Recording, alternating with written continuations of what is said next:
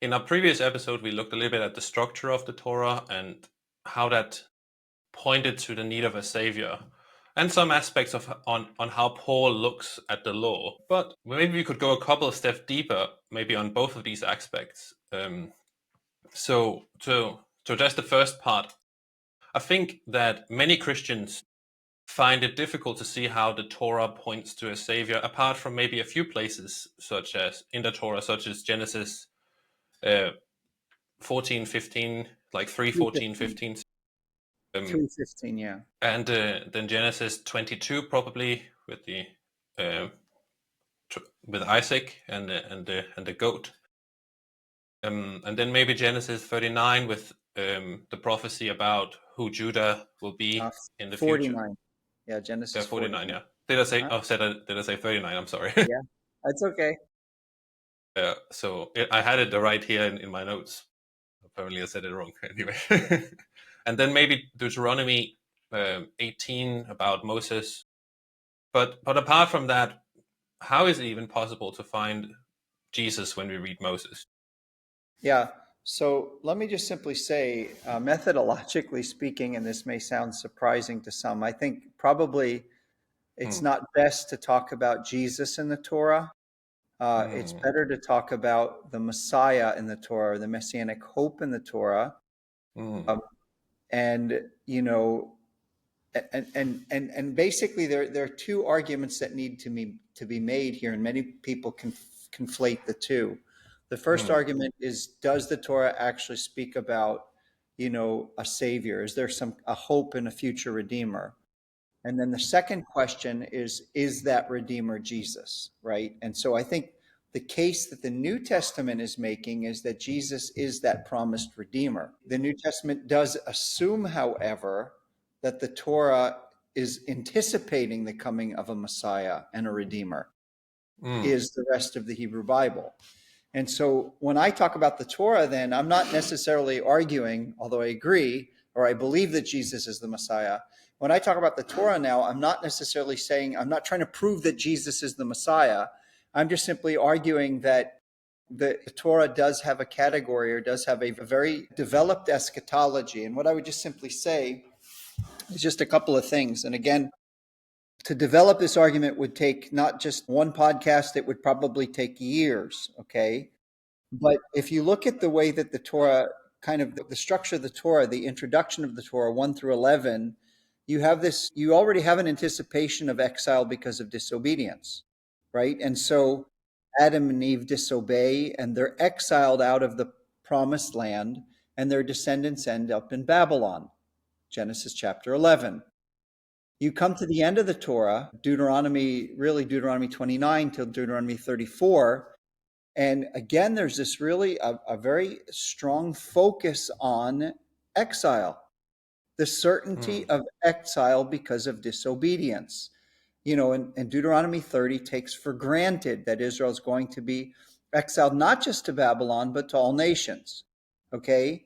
In other words, there's an anticipation not just of an exile there, and then in Deuteronomy 32, again, an anticipation that Israel will break the covenant, the Sinai covenant. Deuteronomy 32, the Song of Moses, is filled with expectation that Israel is going to be brought into the land, and they're going to disobey, and they're going to be exiled. Okay? So within the context of this emphasis on exile, the question then becomes, okay, so what is Israel's hope? Is Israel's hope going to be in law keeping? Is Israel's hope going to be in obedience to God? And we find out both in, I would argue, in Genesis 30, in Genesis chapter 3, verse 15. And again, it's a longer argument to be made, but that the seed Hmm. of the woman, in the context of the unfolding plan of redemption in Genesis, the seed of the woman is a line, a chosen line that ultimately leads to this king from the tribe of Judah. Okay. And Hmm. that is very much reflected in the genealogical structure of Genesis, which is constantly looking for a chosen seed. And through this Hmm. seed, God is going to bless as opposed to curse. He's going to give abundant seed, right? As Hmm. opposed to difficulties in childbirth and pain in childbirth, and he's going to bring them into the land as opposed to exiling from the land. So that's how the Torah begins, with this certainty of exile, but this hope in a promised seed. You come to the end of the Torah and you have this hope of a regathering. You have a hope of a transformed heart. Deuteronomy 30 talks about this transformed heart in terms of a circumcised heart. When God regathers the people, when they obey the Lord, they're going to have a circumcised heart, which I would argue again is exactly where Ezekiel, exactly where Jeremiah get their eschatology of a new covenant. They're getting it from Moses. By the way, Romans chapter 10, when Paul cites Deuteronomy 30, he's not doing what you would call extra Jesus.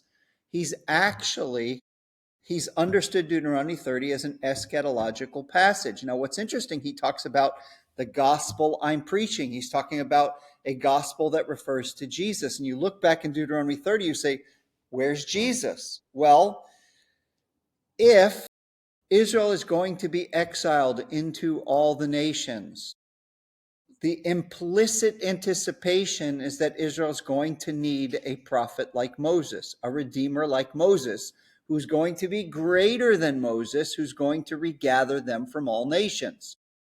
Isaiah chapter 11. If you look at Isaiah chapter 11 and this messianic prophecy about this coming child, right, from the house of David, as you continue on in the passage, there's a reference to a regathering of Israel from all nations, the drying up of the sea of Egypt so that they'll walk over it, and then the singing of a song, the Lord is my salvation, right? And what you see there is a new Exodus. Isaiah looks at the Messiah, describes him like a new Moses who's going to do a new Exodus. Where is he getting that from? Again, I would argue it's built into the fabric of the Torah. This understanding that Israel's going to disobey, this understanding that our hope is not going to be in our disobedience, but in God's faithfulness, this anticipation of a chosen line, and then this anticipation of a coming Redeemer. I could keep going and say that even Genesis, the way that I understand the book of Genesis, it's not really a book, it's a prequel.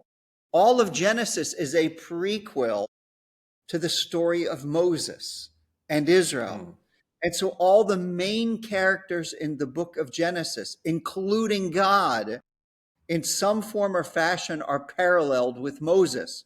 In other words, we typically think of the Torah as the story of Israel, but I would argue that the Torah, yes, is the story of Israel, specifically as it relates to Moses. Moses is the mighty Redeemer. He's not perfect, but he's the great Redeemer. And so all these figures that prefigure Moses in Genesis, you've got Noah saved in an ark, just like Moses saved in an ark, right?